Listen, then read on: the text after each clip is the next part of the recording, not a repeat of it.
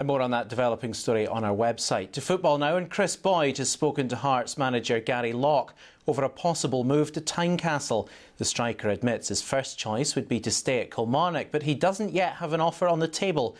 Meanwhile, John Sutton has told STV News he wants to remain at Hearts despite interest from Aberdeen. Andy Chambers reports.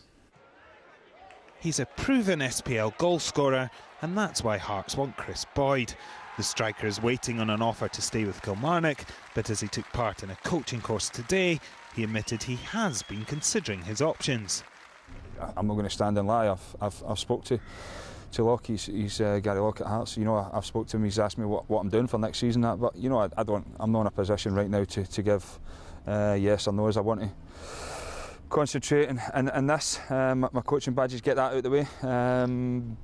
You know, it's a tough week. I want to concentrate fully on that. If Boyd does make the move, he could partner John Sutton. With one eye on the long term, he is also taking his coaching badges, but for the moment wants to remain in Edinburgh.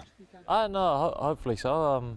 I don't see why not. I've got another year on my contract, and you know, I've always loved playing for Hearts. So it's, you know, the big news for myself was, I'm sure as for the club as a whole, was that we're going to be in the SPL next year. So I think, you know, that's only a positive thing, and by the looks of things, you know, I signed Danny Wilson, and hopefully we might get one or two more players in and look towards next season to be a bit more successful than this year has been.